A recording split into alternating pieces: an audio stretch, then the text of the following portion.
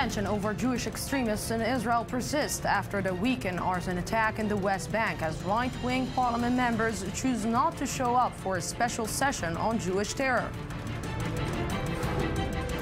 The UK extends its airstrikes against the Islamic State group in Iraq to 2017, alongside increased funding to the Iraqi army. And the UN envoy to Yemen says his peace plan is gaining support from warring parties as pro-government forces retake the country's biggest airbase from Iran-backed rebels.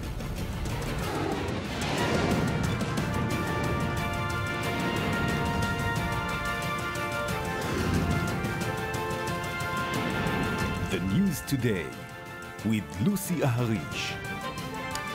Good evening and welcome to the News Today. After the violent events of last week in the West Bank, when a home was firebombed by a suspected Jewish extremist and a toddler burned to death, there was hope that it could perhaps bring about an era of unity and solidarity within the Israeli society. But recent days have seen a war of words between rival political factions. Israeli security services have launched a crackdown on Jewish extremists, while overnight, a Molotov cocktail was thrown onto an Israeli car in East Jerusalem. Shai Ben Ari has the story. Divisions in Israeli society are being underlined once again, following a week of violence which has reopened old wounds. Tuesday at the Knesset, Israel's parliament, members of Israel's rival political camps sparred over the nature of the government's response to the events of last week. Tzipi Livni of the Zionist Union, who was a senior member of Prime Minister Benjamin Netanyahu's previous government, focused her criticism on what she perceives as a lack of leadership.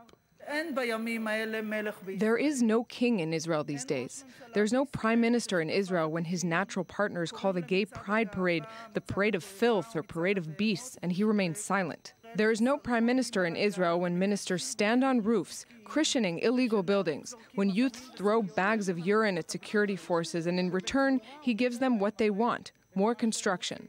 The Minister of Public Security, Gilad Erdan, responded for the government. The Prime Minister, the ministers of the government, and members of parliament, from right and left, have condemned these despicable acts of murder and have expressed true shock and pain.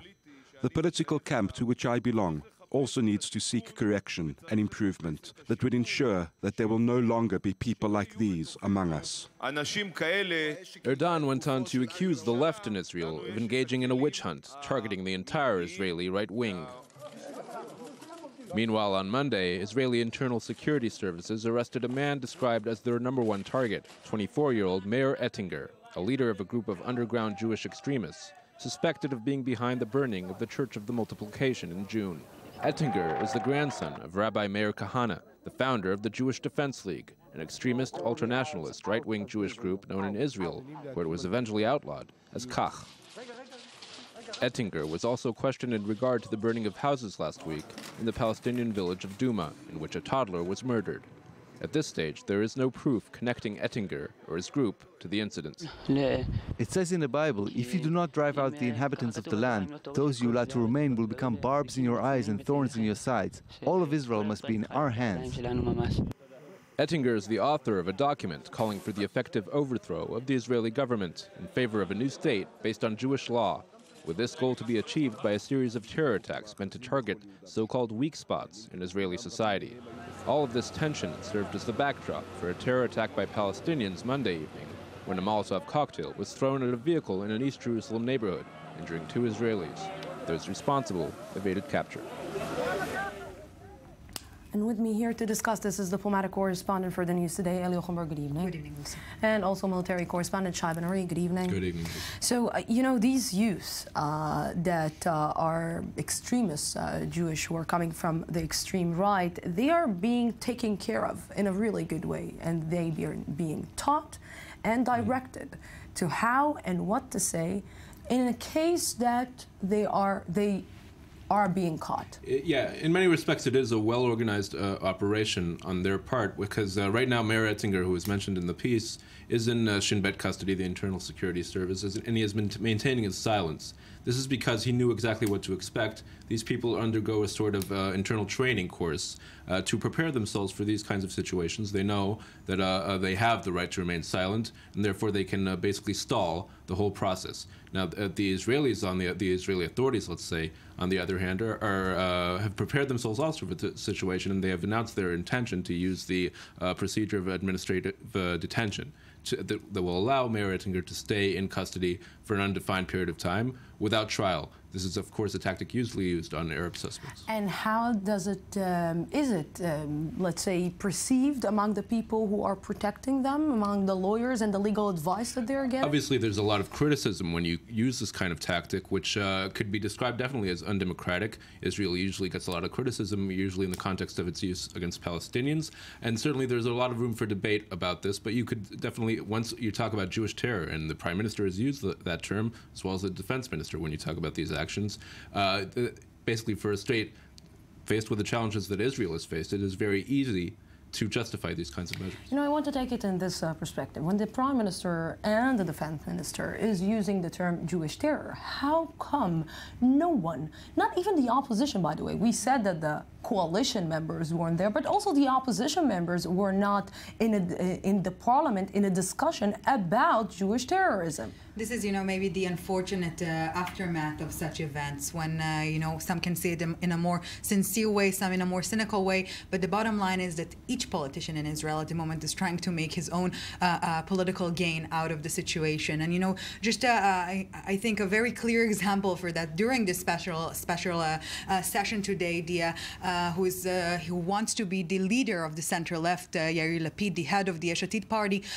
blamed the ultra-Orthodox parties for not being part of this session, saying that they are afraid it will hurt them in the primary elections for their own parties. But the funny thing is that there are no primary elections in the ultra-Orthodox party. So again, I think this is a great example for, again, the political gains each politician in Israel is now trying to make, instead of maybe focusing on showing some great leadership and bringing the Israeli society out of this traumatic week in offer some hope. And more than, when you're saying offer some hope, and yesterday we spoke about it, instead of seeing the politicians and the government is actually united under this, because this is an issue not to be separated, not to be divided between left and right, we're seeing them again going head to head about this specific subject. And we will see just in a short while Tzipi Livni talking, and she gave an interview to I-24 News, again blaming the Prime Minister, again blaming this government, instead of saying we need to unite hands. Yes, absolutely. This is the situation. The central left is blaming the right for being responsible for the attacks we've seen because they are ruling at the moment. And the right is blaming the left for being, hypocritical, not condemning events such as the Molotov cocktail we've seen being thrown at a civilian car, but expressing a serious uproar when such events on the Palestinian side, from the Jewish community towards the Palestinian side, are taking place. And again, I think that maybe the most unfortunate part of it is that it seems that they are not willing or not focusing on offering some comfort and hope for the people, but thinking about the next election. I want you both to see, there is an interview, and we spoke about the fact that Tzipi Livni has just held an interview with Yael Lavi, the morning show host on I-24 News. Let's see some of the things that she said to Yael Lavi. Of course, this interview will be on air tomorrow morning. Let's see what she had to say. In this coalition, they are the coalition, and Netanyahu cannot afford them leaving the government. By the way, I don't think that they would encourage this kind of horrific attacks. They would not. And this is why they condemned it as well, and I respect it, but it's not enough. And I believe that there is more to do. I don't see this government doing so. And also, unfortunately, in the opposition, to be in the center and to say these are just extremists, it tells nothing, it's a very convenient place to be. I'm not that guy.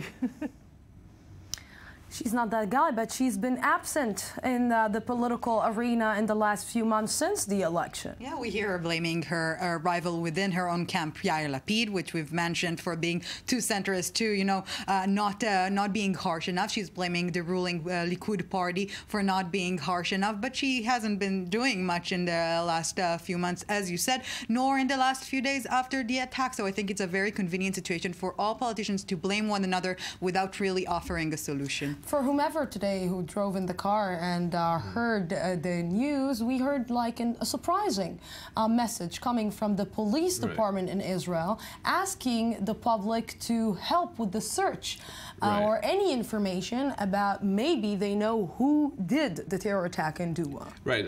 Perhaps worrying, you could say, that the police does not have what looks like a substantial lead at the moment into, let's say, the perpetrators of this act in Duma.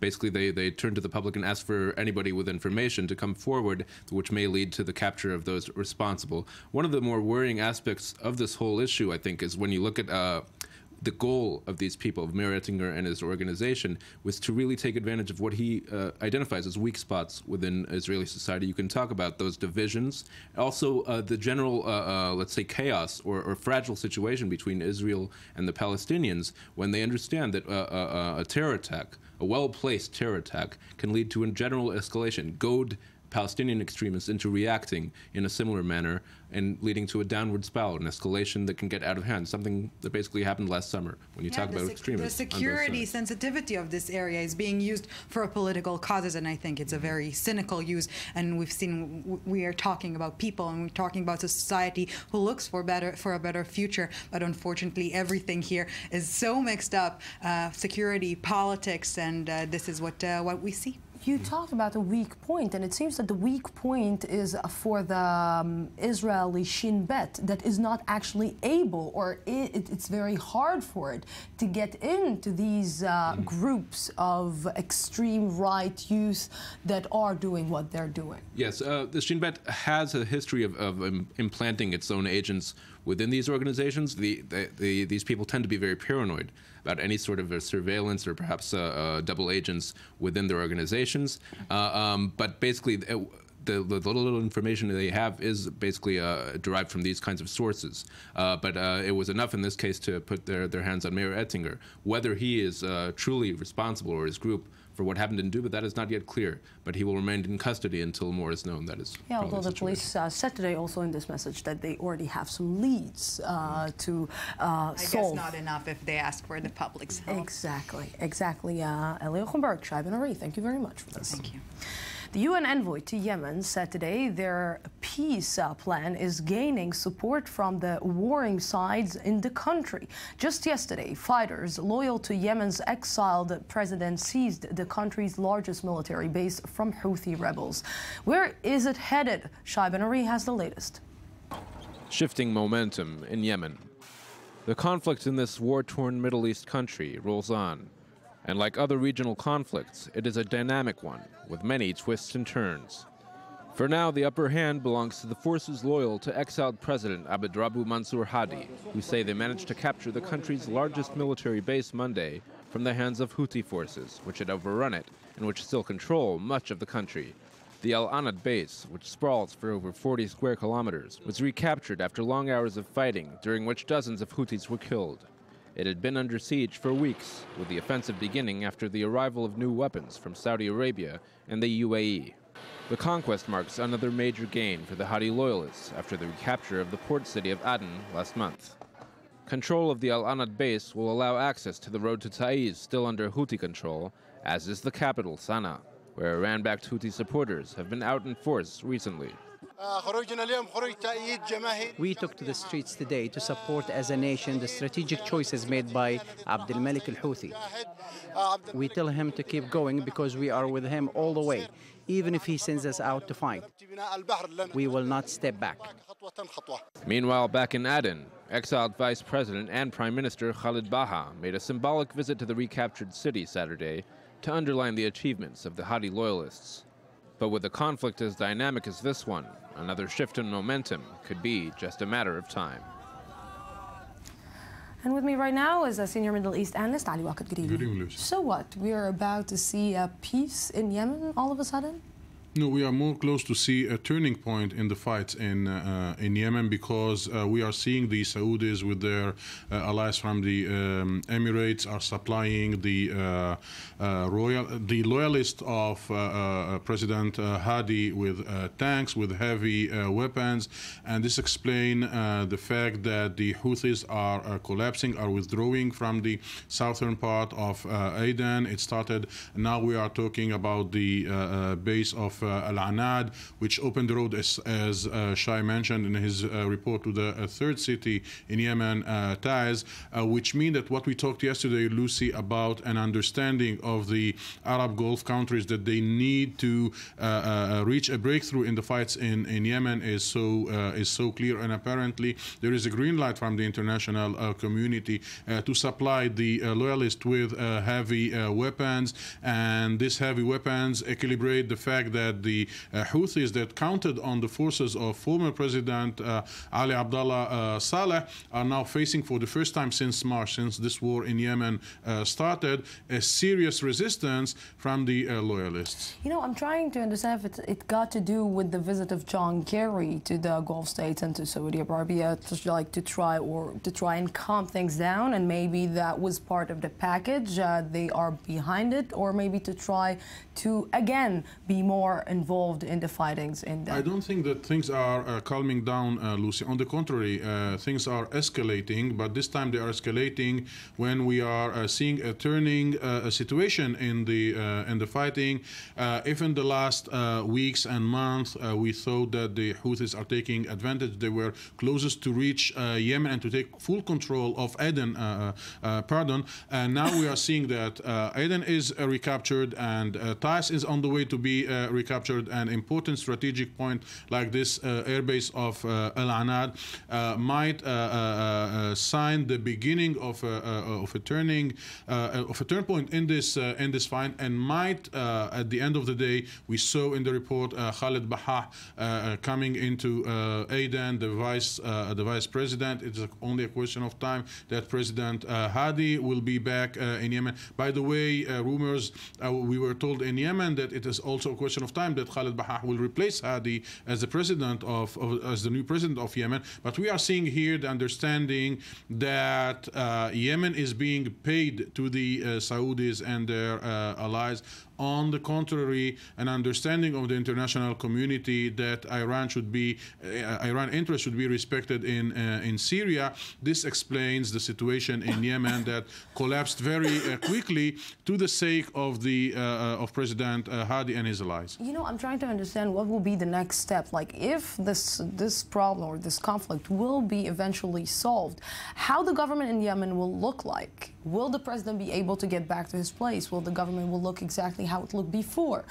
Will the balance of power will change in this government, the future government? Geographic tension and ethnical tension in Yemen never disappeared. This war came after the background of this war was tension between North and South, and tension between Houthis and the Sunnite government. And the question is whether they are going to go back to the federation division, in which the Northerners feel that they were disadvantaged by their neighbors and brothers in the South, or there will be a new arrangement. What I was told is that there might be new arrangement, and that President Hadi and his allies and the Saudis will express more generosity towards the needs and the demands of the Houthis in Saada and in the north of the country. Ali Waqt, thank you very, very much for this.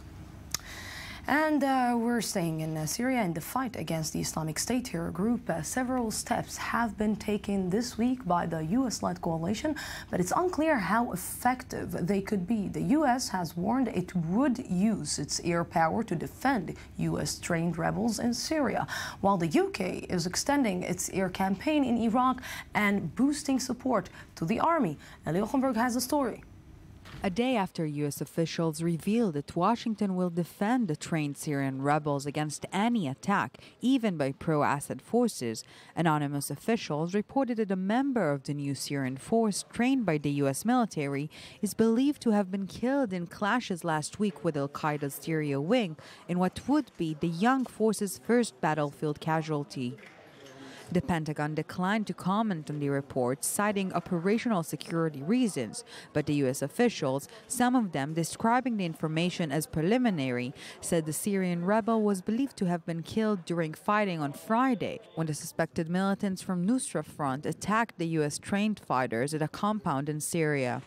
The U.S. military launched its program in May to train up to 5,400 fighters a year in what was seen as a test of U.S. President Barack Obama's strategy of getting local partners to combat extremists and keep U.S. troops off the front lines. Only around 60 combatants have been deployed to the battlefield so far. Not only Syria and the U.S., but another Middle Eastern war zone can expect to receive increased support from a Western power. British Defense Minister Michael Fallon announced that the United Kingdom is extending its airstrikes against the Islamic State forces in Iraq by at least 1 year, early 2017, but also ruled out the possibility of Western ground troops joining the fight against IS. My visit here is to reaffirm the UK's support to Iraq, and we will be taking big measures to increase the support with regard to training Iraqi forces, the Iraqi ground forces, and also providing the training in countering explosive devices, which is the biggest challenge facing the Iraqi forces. The British Parliament is due to vote in September on extending the current campaign of airstrikes on IS targets in Iraq to the group's bases in Syria as well. And the last time that we spoke, I asked him to take a plane and just come here, and he did. Retired Colonel Richard Camp, former commander of British forces in Afghanistan. Good evening. Good evening, Lucy. You know I'm trained to obey orders, and obey orders I do. I'm not giving any orders, especially not to you. I want to understand in this specific issue, how come Britain woke up more and understood that it needs to put more forces and to get more involved and to be more involved in this fight? Well, I think there's a number of issues, and one of them, the most immediate one, is the massacre of innocent British holidaymakers on a Tunisian beach, which I think made a number of people sit up, given the connections between the person that did that and the Islamic State.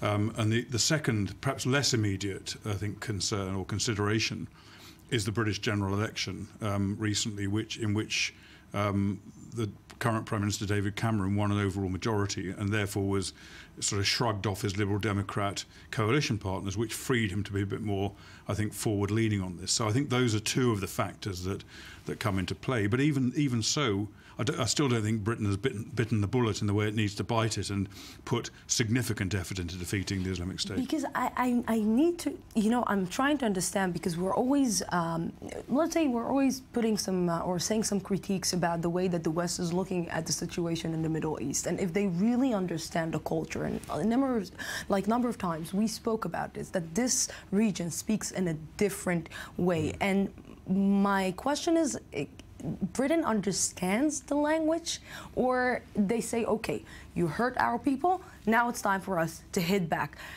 But do they know actually how to hit back? I don't think Britain understands. Even if Britain does understand the language, I don't think the politicians, the British political leaders on the whole, are too interested in it. What they're interested in is not any long-term strategy or any long-term thinking, but it's the next day's headlines, the opinion polls. That's what interests them, I think, above all. I'm not saying that David Cameron doesn't get the requirement to deal with the Islamic State, but he's also got many other considerations which relate to, British population concerns, Muslim population in the UK, and numerous other factors. So I don't think he's kind of seized of the need to deal with the Islamic State. I think he's responding to public concerns. There was huge public concern about what happened in Tunisia, understandably. He doesn't have the backing of the public, because after the elections, it seems that maybe he had this huge victory. Everybody thought that it's going to be difficult. He got the chair back again.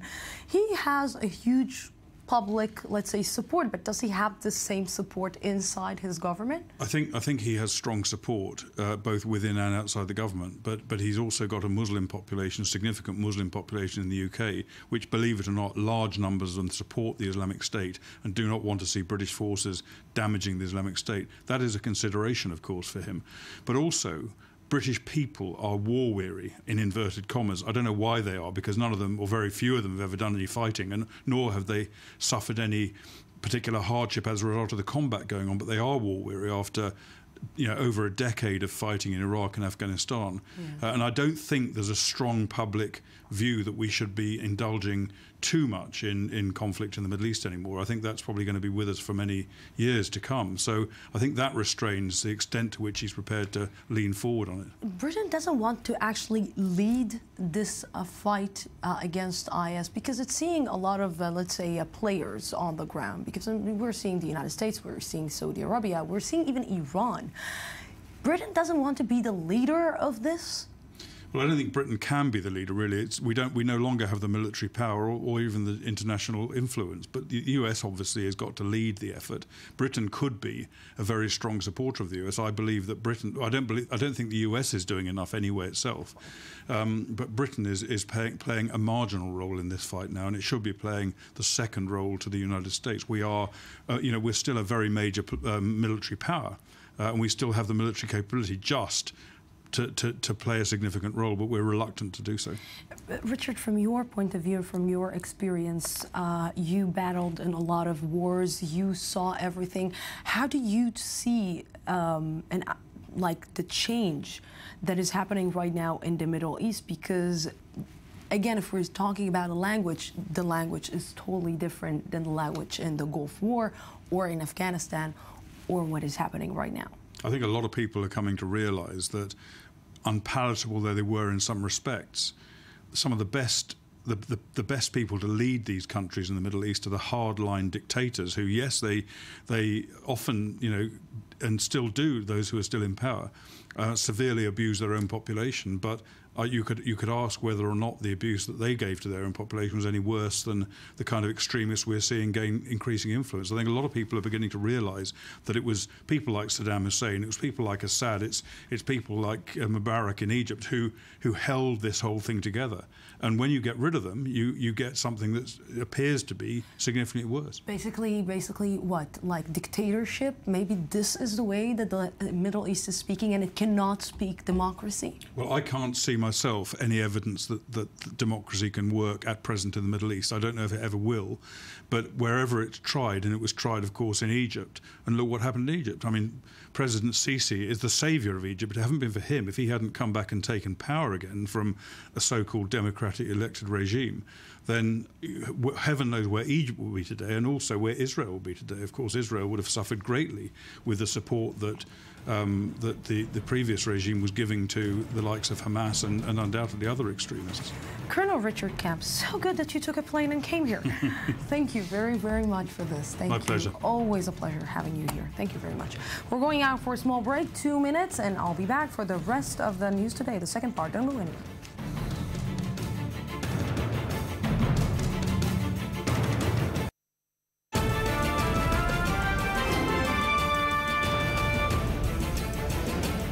Welcome back to this evening edition, the news today. Israeli Prime Minister Benjamin Netanyahu is addressing the U.S. Jewish community on the nuclear deal with Iran, part of an attempt to lobby support against the deal. He's doing it right now in a live webcast hosted by a few American Jewish groups. Let's hear what he has to say. See, the deal allows Iran to maintain and eventually expand a vast and increasingly sophisticated nuclear infrastructure.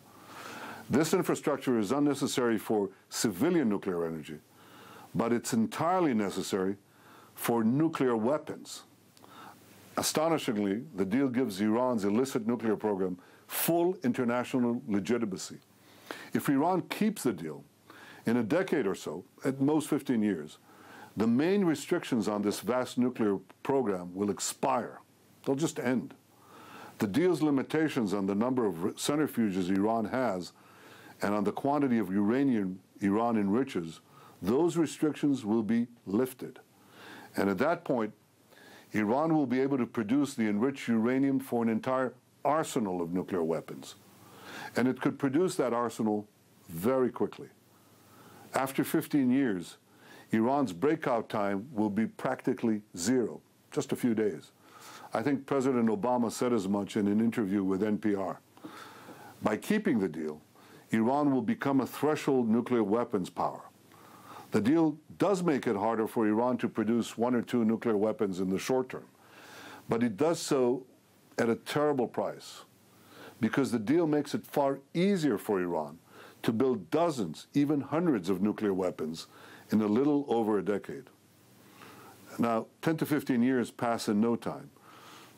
I think it was like yesterday, and I remember this very well, all those preparations for the Y2K bug and the celebrations of the new millennium. That was 15 years ago. It's a blink of an eye. We're told that this deal buys us time, but 10 to 15 years is no time at all. So by keeping the deal, Iran can get within a decade or so, not just to one bomb, but to many bombs. But Iran has a second path to the bomb, one that would give it a nuclear weapon in far less time. You see, Iran could violate the deal. And there's good reason to think that Iran will do so, that it will cheat. They've done it before. They'll do it again. Now, people don't really contest that. But they argue that Iran will be prevented from cheating because we'll have good intelligence and unprecedented inspections. Well, let me start with intelligence. I have the greatest respect for Israel's intelligence capabilities. I have the greatest respect for the intelligence services of the United States and Great Britain. But it has to be said honestly. For years, none of us discovered the massive underground nuclear facilities Iran was building at Fordow and at Natanz. For years, none of us discovered that the Syrians were building a nuclear reactor for plutonium production. So I can tell you from experience, it's very precarious to bet the deal's success on intelligence. Now, what about inspections? Neither intelligence nor inspections prevented North Korea from building atomic bombs, despite assurances that they wouldn't be able to do so. And while the deal with Iran allows for ongoing inspections of Iran's declared sites, what about Iran's secret nuclear activities? See, if a facility under the deal, if a facility is suspected of housing hidden nuclear activity, inspectors must wait at least 24 days. That's 24 days before getting access to those suspected sites.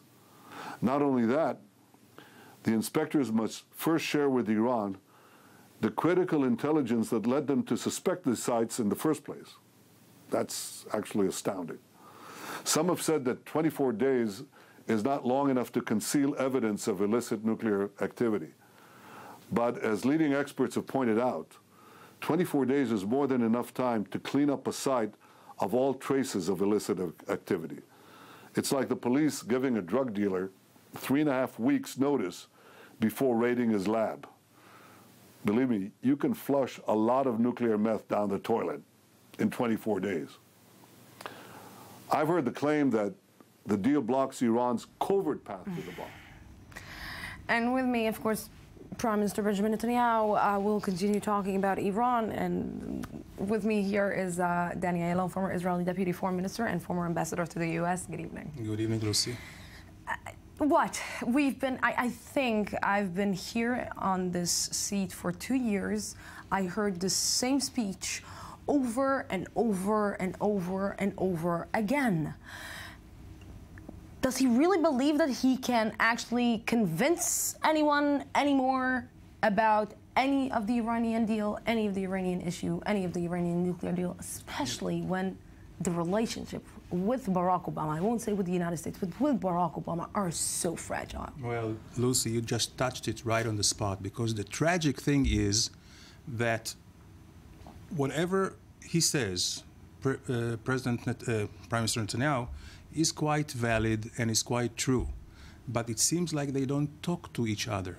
They just talk through each other. And he just referred to Barack Obama as people. People are saying that this deal will prevent Iran from doing this and that. Yeah. So I agree with everything he says here, except the action should have been not to go and try and embarrass Barack Obama in public, not to try and oppose him in public, certainly not in his own backyard, where he does have the advantage. And I don't see any way that Congress can override a presidential veto.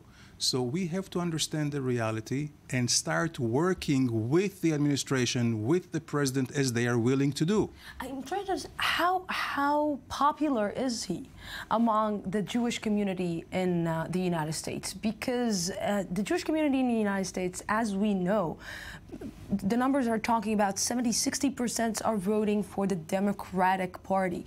So how popular is he when the people who are voting for the Democratic are seeing and watching this, let's say, animosity between these two leaders, and they're saying, why are you doing this to us? We are living here, not you. So right. It's a dilemma. It's a dilemma which I don't think that they can really stand for. And, you know, the observation about the Jewish community in the United States is that they live like Episcopalians, you know, the high life, but they vote like Puerto Ricans. And this is why most of them vote for the Democrats. It's a pattern which has been traditional now for decades, if not more. So we have to understand that. Also, I think that before an election year, where the administration, the Democratic Party, the president has a lot to say about giving finance campaign money to the senators and to the members of House of Representatives who are going to run. So for them, it will be very difficult to vote against a president. Now, you cited the polls. I saw different polls, but I would say pretty much the Jewish community is split. And this is not a good place to be. And certainly it lessens the leverage that the government here and that Mr. Netanyahu has. And I think that would have been wiser to go and work with the administration. There's a lot to work with. Especially when the administration just announced that it's going to help Israel against the terror finance that Iran is giving or financing terror organizations in the Middle East, and it's going to fight it. So to do this and to, again, call Barack Obama people. And they sent here especially the Secretary of Defense last week. You remember, Lucy, he was here last Sunday. Yes. Or the Sunday before last, just to offer a package deal, right, and to offer also a way which we can really go and observe the Iranians. Yeah, bigger arms deal with Israel and bigger weapon deal with Israel. We will see how it will evolve, and you're staying with me because we are here to speak also about the Americans, but from a different point of view now to the United States presidential race and the GOP in particular. On Monday, Republican candidates were in Manchester, New Hampshire, to spread their message at a forum. 14 out of 17 candidates faced off and were asked questions by a moderator based on a random draw. Meanwhile, Donald Trump, who decided not to attend the event, continues to lead the polls. ABC has more. The largest gathering of the crowded Republican field yet. All but 3 of the 17 presidential contenders. Noticeably missing Donald Trump, telling the forum's host, the New Hampshire union leader, since he's not likely to get the paper's endorsement, he'd pass. No one was throwing punches at each other. I'm really impressed with the caliber of the people that are running for president. I'm not here to criticize my party. Instead, using the stage to take digs at President Obama. This president's done an awful job. We're not keeping that promise right now because of the incompetence of this administration. Democratic presidential hopeful Hillary Clinton also a target. Hillary Clinton, President Obama, they're no better. They're just not honest enough to call themselves socialists. She lied about Benghazi. They knew it was a purposeful terrorist attack on the anniversary of 9/11. Issues like immigration and foreign affairs took top billing, but all candidates kept to their talking points. Breaking out, South Carolina Senator Lindsey Graham getting laughs. I'm fluent in Clinton speak. When Bill says, I didn't have sex with that woman, he did. So I understand this crowd, and I can beat them. The next president needs to be sure of who or he, she, I'm sorry, I can't talk. The next president needs to have their act together. Not in the crosshairs, Trump. None of the candidates even mentioned the Republican frontrunner. TJ Holmes, ABC News, New York. And still with me here is Dania Yalon. You know, I'm trying to see why they're taking this direction, why they're taking the direction to attack the Democrats when they are talking to a Republican public. So isn't it supposed to try to convince them, pick me, not somebody else from the Republicans? Well, because there are too many of them, and they have to distinguish themselves. I think so far, Donald Trump, which was the black horse, he is just doing a number on all of them. And I think it was very smart of him not to attend this debate, because at this debate, everybody would have gone and would have thrown punches at him. By not being there, I think he sets himself apart. And we see he's already leading in a double digit. I saw the latest poll, he shows like 26% approval or 26% support. Jeb Bush, which is the second one, only 15. But if we will look at it in the general perspective, the United States in general, does he have any chance? It's amazing. You know, I heard a very interesting observation, Lucy, today. You remember, well, it was a long time ago, in 1980, when Carter was the incumbent and he was running for a second term. You know, it's very, very difficult to run and unseat a sitting president. There was this actor from California, Reagan. So people say that Reagan, and when Reagan started, everybody put him, said, well, he's an actor. What did he do in his life? He's, you know, he doesn't know how to speak to he's preparing himself for the next race. They say he cannot speak two sentences logically together. The same thing they say about Donald Trump. So, you know, in the United States, I say never say never. You never know. Yeah, but, you know, I'm seeing his behavior. I'm seeing what he is saying. I'm seeing, and I'm trying to think, because, you know, Ronald Reagan, I wasn't I don't remember myself, or I wasn't there, but I don't remember reading any of, let's say, not such a politically correct phrases coming out of Reagan, like these phrases that are coming out from the mouth of Donald Trump. Yeah, but this is also a new era. This is the era of the internet. This is the era, you know, of the blogs and everything else, the very constant and rapid news cycles. He mostly is angry. And Republican voters today are angry. They're angry at Obama, they're angry at the Iran deal, they're angry at immigration, at the health care, you know, the Obamacare. And he seems to really touch the authentic feelings on the ground. And he is not the, you know, run-of-the-mill politician from Washington, you know, that they all speak the same, very well-mannered, very well-articulated.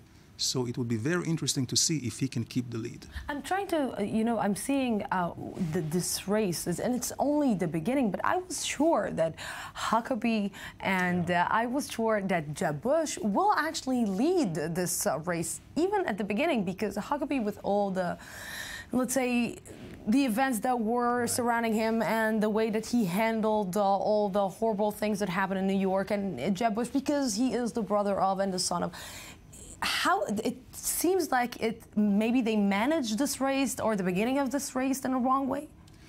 Could be, but again, you know, we still have more than a year. Yes. We have 15 months. So it's like, you know, it's a marathon. You cannot look at it as a sprint. Right now, they're only in the beginning, so nobody can tell. I think after the debate, maybe we will see 2 or 3 emerging as, let's say, second-tier candidate. But still, the first-tier candidates are only Donald Trump and Jeb Bush. Now, what will happen in a year from now? Nobody can tell. It will be interesting. Definitely, he's making Donald Trump. He's making us talk about him all the time. Exactly. Which is, he makes it right. He brings enthusiasm, energy, and fun and jokes. It's interesting. Well, it's interesting. Daniela, thank you very much for this. Thank you. And we're in Mexico. In Mexico, journalists and press freedom groups have long expressed concern and anger at the failure to combat violence against those who dare to speak on corruption and gang violence. That anger was present at a funeral of Ruben Espinoza, brutally killed with 4 other women. Shahal Peled has the story. Another journalist, another funeral. Ruben Espinosa was laid to rest in Mexico days after he was shot dead in his apartment. He's not the first to die.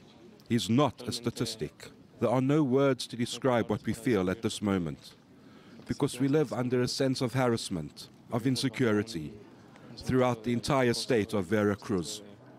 Prominent photojournalist Espinosa was brutally killed alongside 4 other victims, including human rights activist Nadia Vera. He worked for prestigious investigative magazine Proceso in the eastern state of Veracruz, documenting local social movements critical of the governor. He had fled the state after being followed and receiving threats. Media murders have become a notoriously well-known phenomenon in Mexico. According to Reporters Without Borders, 88 journalists have been murdered across Mexico since the year 2000, including 17 in Veracruz alone, a state known as the deadliest for journalists. Espinosa's colleagues blamed the authorities for ignoring evidence and protested the indifference of the system. We're feeling a lot of helplessness, anger, courage. We're pissed off, we're scared. I don't know if it is worth proceeding with justice or not. It will not bring back our friend. At the end of the day, looking for justice in Mexico City or Veracruz is the same. The rule is it doesn't matter. In fact, journalists in Mexico, which is ranked 148 out of 180 countries in the World Press Freedom Index, claim they often face pressure and intimidation from the local government. For them, Espinosa's death adds one more straw to the pile on the camel's back. Now the red light has turned on. With this type of attacks against freedom of speech, against our human rights, it doesn't matter anymore if you're a journalist or a businessman. We are hit from every side. And we're going to Turkey and more on Turkey's battle with the Kurdistan Workers' Party. The PKK, 3 soldiers were killed and another wounded today when a mine exploded. And the latest attack blamed on the PKK against security forces. It triggered clashes between soldiers and PKK rebels. Meanwhile, the EU says it's deeply concerned by the escalating conflict, urging Ankara to be proportionate in its response to Kurdish militants. And with me to understand if it is proportionate or not, Mideast editor for Israel Public Radio, Ron Zinger. Good evening. Hi, hello. It seems that they're starting to cross the line a little bit. Well, of course, Erdogan is doing everything he can in order to change the reality, the political reality inside Turkey. Everything now is totally legitimized, including waging this war against the Kurds, against PKK, so he will be strong enough inside Turkey. This is the whole idea of this maneuver, because if we go back to the last years in Turkey, Erdogan was the #1 supporter of the peace process with the PKK. Look what's going on right now. Not only that he is against them and he's attacking them, we are now seeing some new measures taken by the Erdogan regime. What is standing behind this going crazy and ballistic over the PKK? What is standing behind these moves? Revenge. Revenge. He is now revenging. He is now avenging. He's now saying to the people inside Turkey, to the Kurds inside Turkey, who were not as supportive as he wanted them to be. Instead of voting for him in the last elections, they voted for the Kurdish or the pro-Kurdish party. But killing them, this is what is going to help He's him? not killing them. He is fighting PKK. He's killing, allegedly he's not killing them, he's killing someone outside. He is now struggling the ones who are now considered to be terrorists, but only a few months ago they were the ones that the Turkish administration was sitting down with and talking peace with them. This is what he wants to do. I believe, and I'm not the only one, it seems like this is the main direction right now in Turkey. Erdogan is now heading for new elections. This is what he wants to have.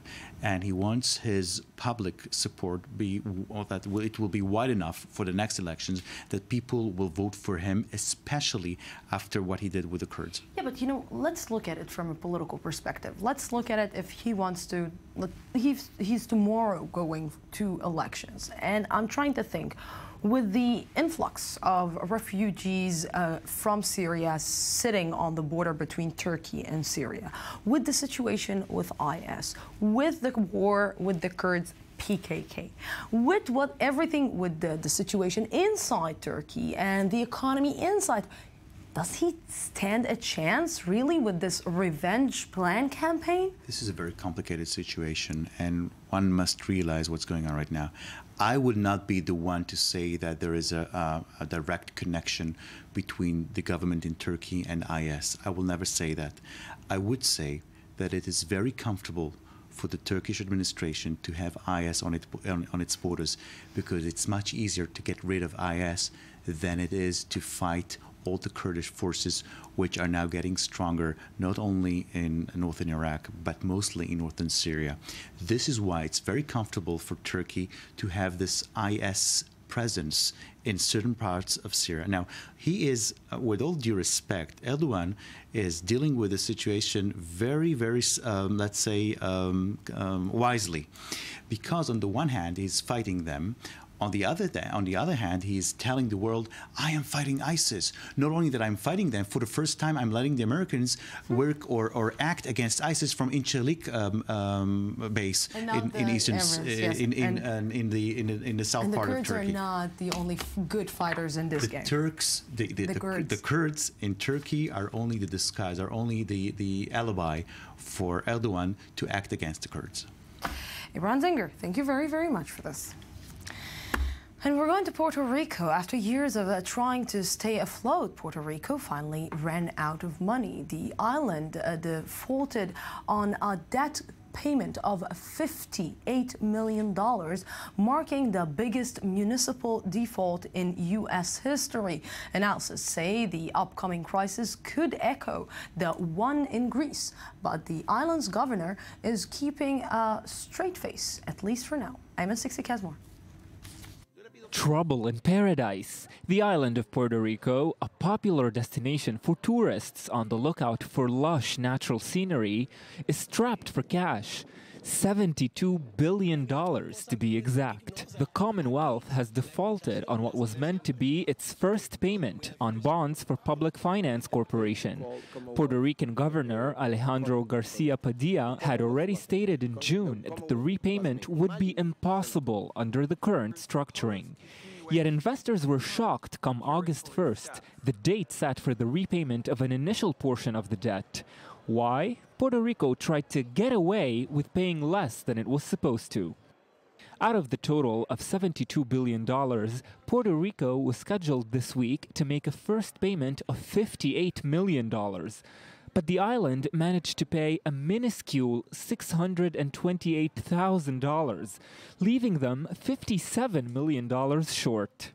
Garcia Padilla may have seen this coming, mostly due to clear statements by the U.S. that it will not consider a bailout.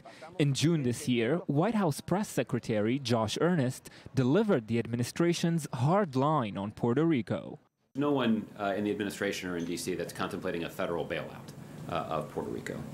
But we do remain committed to working with Puerto Rico and their leaders. So without a lifeline from the U.S., what happens next? The only similar example in the past leaves little room for optimism. In 2013, the U.S. city of Detroit defaulted on $1.4 billion of insured pension bonds. The city was driven to file for bankruptcy later that year.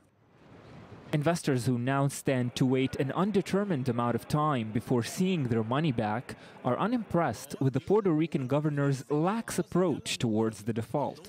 Credit rating agency Moody's said in a statement that Puerto Rico is in a grave economic crisis and that investors may consider filing a lawsuit as early as this week. And with me right now is Dr. Alex Coleman, value creation expert at the Academic College of Tel Aviv. Good evening. Good evening, Lucy. We're not here to talk about Puerto Rico. Not at all. And the same problems of Greece. Yes. But we are here to talk about the gas problems in Israel. Yes. What? It seemed like the most promising deal Israel could ever dream of, but no. It sounded like an unfair negotiation because on one hand you have a government, on the other hand you have a company, Noble Energy, which sounds so nice. Mm-hmm. So obviously the government would prevail, but actually whenever you have negotiations between oligarchs and governments, the oligarchs prevail. And now the problem is a little complex because the government wants to make money. Israel profits from this two ways. One way is royalties. So Noble Noble sells gas and Israel gets royalties. The other thing is Israeli industry is supposed to get, that's a painful point. Don't say get. Right. We didn't get Right. anything yet. dreamt about getting cheap energy. For instance, factories that make glass and consume a lot of energy, they perceive that they would get cheap gas and fast. Well, actually, the way things are run, and I think this is very, very typical of Netanyahu, is that he never follows an organized process.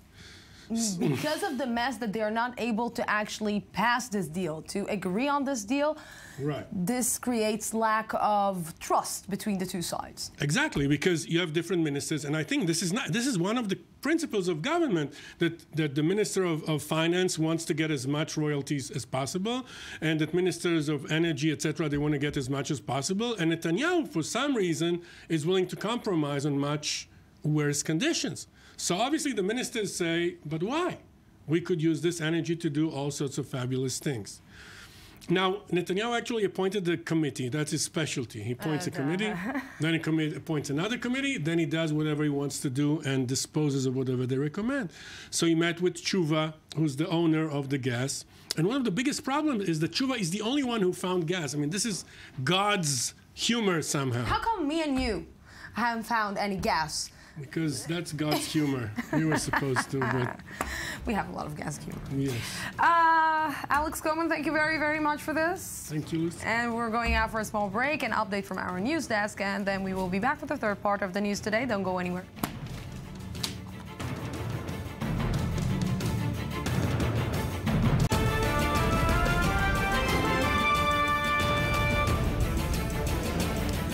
Welcome back to the news today. I will try not to be angry at this specific issue, but let's start. Industry standards in fashion have long been an issue of contention and a source of anger for many who feel no real women are represented. Who are the real women? That issue has come into the spotlight this week in Israel with major fashion retailer Castro.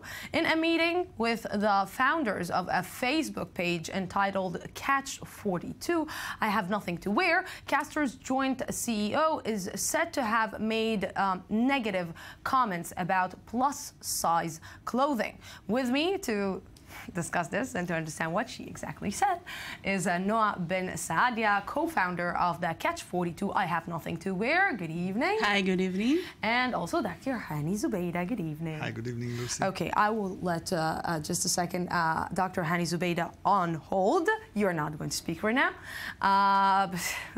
Whomever know you, you know, they know exactly what you think. Don't worry. Happy to listen to what Noah has to say.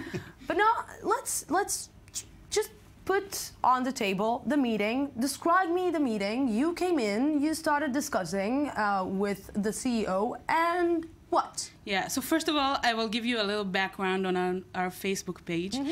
We call ourselves Catch 42 because 42 is the maximum size in a lot of stores in Israel. So when you walk into a store and you ask the salesperson for a 44 or 46, sometimes you get strange looks. Sometimes you get, we don't have that, or we have one item in the whole store. So we approached different chains in Israel about this issue. And actually, Castro was one of the almost only one who approached meet you. Yeah, to actually meet us, which is a good thing. Yeah, it was a good thing, and they told us we would love to hear what you have to say. And our Facebook page has more than 10,000 people in it, so we have a lot of material. It's not only our material and experience. It's the wide. And you're sitting in a meeting, and she is saying what? So we presented the facts, which are facts, and she said none of this is true. We're not making the sizes smaller. We have extra large. We have all of this that you claim that we don't. But I think this clothes won't look good on a 44 or on a 46. You don't understand Castro, you don't understand fashion. So she basically told you there are things that you can wear and there are things that you can't wear. Exactly. We understand the body of the woman, and this is not good for you. Exactly. For example, shorts are not meant for 42 and up. Perfect. It's just not meant, so we don't manufacture it. Stop laughing. Stop laughing. You're laughing and I'm laughing at the stupidity and ignorance and literally the no-brainer of the woman whom they met, which is the co-founder, the owner, and the chairperson of Castro, the co-chairperson of Castro. Listen, most of the women in the world are size 42 and up, period. Let's put that on the table. 2, women look great in 44, 46, 48 sizes. There's no doubt about it. Go to their amazing webpage, which I have been to today during the radio show, and I've seen that, and they look amazing, and they're gorgeous, and they're women and everything.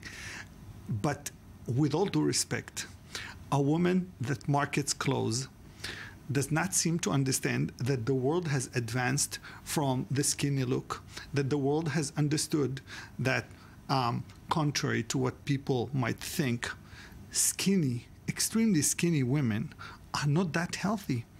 Anorexia, problems with their body. Extremely skinny and extremely fat. Yes. Is not Yes, but we're not talking about extremely skinny and we're not talking about extremely fat. We're talking about normal women, normal women who do not want to diet and kill themselves and look skinny. They do not want to bear any kind of like torture on their bodies, and they're women. And these are most of the women. Now, the question was not the fact that, well, if she would have said that and she would have said something else, but her comments were so insulting and so insensitive that if somebody listens to them, he might start thinking... By the way, I think that I saw her on a picture. I think that she's, if I'm not mistaken, I think she's wearing around 40. Something like that. Yeah, something like that. Right? She's like around 40. And I just want to put another image of another woman. I want to put the image of Michelle Obama. Michelle Obama is not a skinny woman. Right. Michelle Obama, who is actually maybe the role model of a healthy life, is also around 42, if I'm not mistaken. But healthy doesn't mean that it's not fashionable or should not be part of fashion, or fat doesn't mean that it shouldn't be part of fashion. But just before we're continuing with this, I want to read you the comment and the response that we got from Castro. Dear friends, I love all Castro's clients and the female ones in particular. To make things clear, most Castro collections go up to a size 44 and in some cases up to 46. I must emphasize that this meeting was our initiative after you approached us in order to listen to you, get to know you, and understand your needs and desires. At the end, she is closing. As I've mentioned in our meeting, we would love to meet with you in one of Castro's store in order to continue knowing each other and looking into the issue. I wish you all a fashionable summer. Etty Rotter. Okay, let's talk fashion. I want to be the devil advocate for a second. Maybe they're saying, you know what, we want to present a model of a woman, of a healthy woman. To be a large size is can cause heart problems, cholesterol. It's not health. Just a second. I'm being the devil advocate, so just let me. You're being a good devil's advocate, I should say. And maybe they're coming, you know what, they can come, and you even mentioned this just before we started. They took their model, Gal Gadot, who's right now Wonder Woman in the United States, and they pumped her in a Photoshop. They pumped her hips in a Photoshop. So maybe it's a good cause. Maybe it's something. It's a good way that they're trying to lead, and not a bad way. So I'll say the opposite. Okay. So we get about 20 messages to our inbox on Facebook every day. Most of the, let's say half of the messages we get are personal stories about teenagers who say, I developed eating disorders because of the fashion industry. I was trying clothes in a store, and I heard a mother saying to her kid, you don't fit this clothes, you have to continue your diet or or something like that. We heard really just bad stories about health and about eating disorders and image, self-image of women, and this is caused exactly because of that. I want idea. to just stretch this, what you're saying, and I just want to say, I have in my closet a pair of pants from Castro, I think 15 years ago. And I have a pair of pants from Castro current pants, and the 36 back then is not the 36 now. The 36 back then was large, and the 36 now, it's tiny, and sometimes it's even, I cannot breathe in it. There's something I should say here. It means that I'm fat. No, it doesn't. For that. What it means is that this industry as a whole sets a benchmark for women around the world. It is more to do, unfortunately, with women than men, although men have issues with their bodies, but women as a whole, they're being used, they're being objectified as something. Also because of men. Of course.